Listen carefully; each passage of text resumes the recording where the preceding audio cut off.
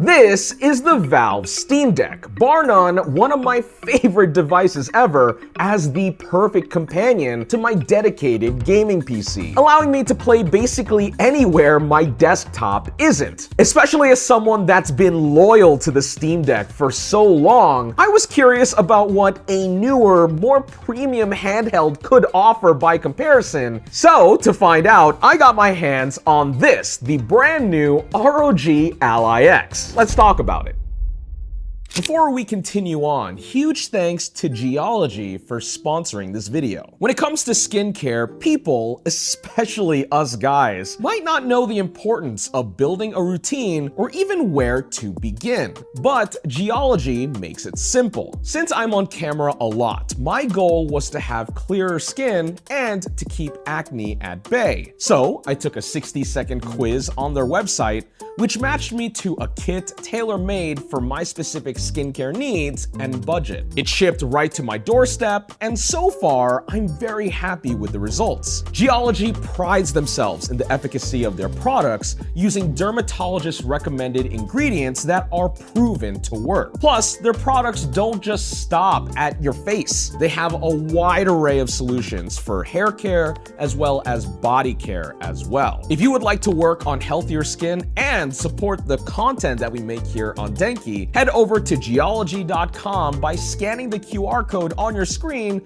or using the link in the description below. Take the quiz and use code DENKI70 to get 70% off your customized skincare trial set. Now, admittedly, I never had proper testing time with the original Ally, but if we're talking about Steam Deck competitors, this is probably the one that you hear about the most on the internet. And the X is the latest mid-generation refresh. That being said, I'm gonna rip the band-aid off right away. This guy retails for a hefty $800 here in the US. Without even getting into the gritty details, obviously it would be insane to think that anyone would cross-shop the Ally X with the Steam Deck, especially when you can find one of these for as low as $279 refurbished on a good day. But again, if you're like me and are coming from an OG deck, on paper, the Ally X does offer tons of quality of life improvements that might make it a decent upgrade. Right off the bat, one of the biggest game changers for me with the Ally X is the operating system. Sure, on the Steam Deck, it's impressive to see just how good the Proton compatibility layer is to let you play Windows games on the Linux-based Steam OS. But I gotta admit, having the real thing, full Windows 11 on the Ally X, means it has native support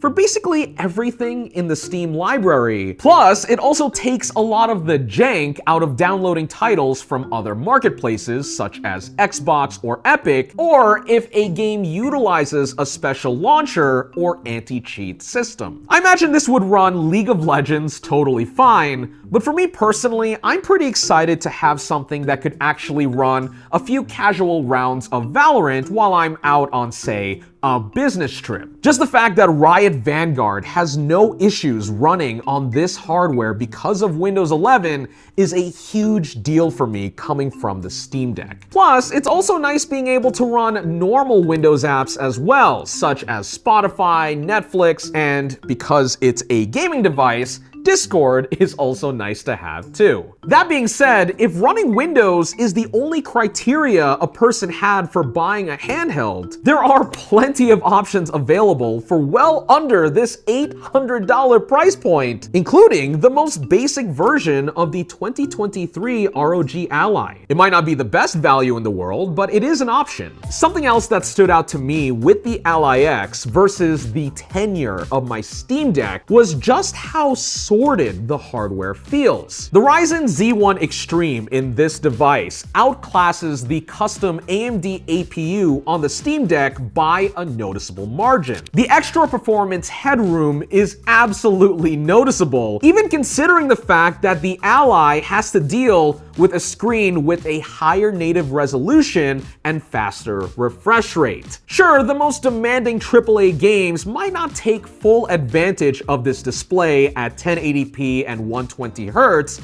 given the hardware that is in here, but I was surprised with just how much I was able to push on either side of performance and quality, especially in a game like Cyberpunk 2077. Crudely set to medium at 1080p with ray tracing on and AMD Fidelity FX, the visuals look absolutely stunning, while also averaging around 30 FPS in portable mode. Plug this bad boy into power, and it'll push towards 40 FPS. Personally for me, I'd still run the game with slightly lower settings to get even more frames and to use less power when I'm on the go. But that's also one of the things with this Ally X as well. It now comes with an 80 watt-hour battery, up from 40 watt-hours in the 2023 Ally, as well as the Steam Deck, and even outclasses the 50 watt-hour cell in the highest-end Steam Deck OLED. Now, speaking on loose observation alone, I do think that the Steam Deck is better optimized for efficiency. However, the sheer capacity of the Ally X's battery more or less makes up the difference. I've been getting anywhere between 3 to 6 hours on a single charge,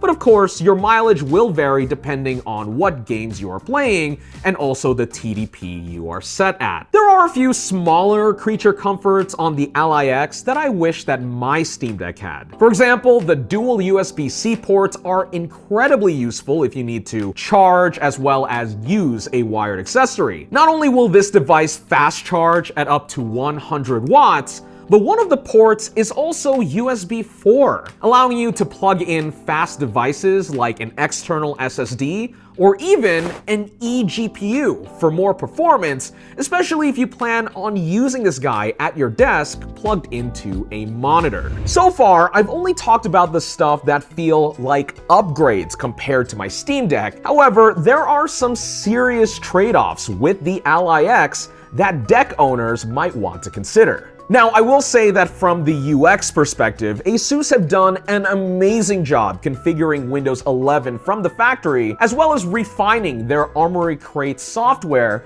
to make this whole thing not just palatable, but actually pleasant to use, even down to tweaking performance modes and their screen overlay. But even still, all things considered, there is absolutely work to be done here. I mentioned it a bit earlier, but one thing that Windows 11 absolutely sucks at compared to Steam OS is power management. Sure, there is beefier hardware on the Ally X, but imagine a similar loadout in the hands of Valve, and you gotta figure that the next generation deck could be an endurance champ with the amount of optimization that they've done. Additionally, Windows 11 is also higher maintenance to deal with on a daily basis, especially with it being a full-fledged desktop OS. Now, thankfully, you can live inside of Armoury Crate as well as Steam's Big Picture mode for the most part in order to download and launch games. But inevitably, you will find yourself bouncing back to desktop mode in order to do things like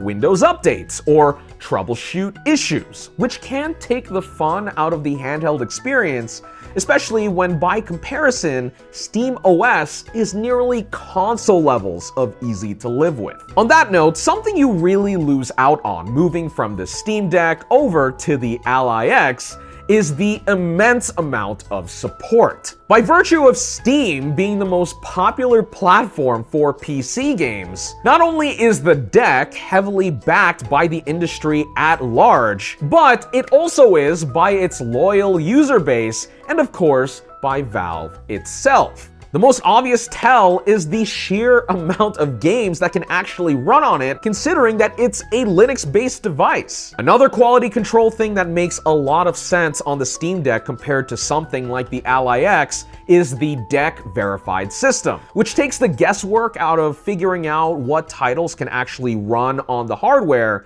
based on simple standardized criteria. There are also cool things like controller presets that are uploaded by members of the community, which can be a lifeline for games that aren't designed for handhelds. All of this makes for a quality user experience for both casual and enthusiast gamers alike, that is simply hard to get anywhere else. However, probably the biggest pill to swallow when it comes to this Ally X really is that $800 price tag. I do think that if you were already considering upgrading to the OG 2023 Ally, make no mistake that this is the best version that Asus have made yet, factoring in the upgrades such as the extra battery life and RAM, as well as things that I didn't talk about, like the 1TB SSD and better cooling, which, in defense of the Ally X, are a lot of things that people were actually going out of their way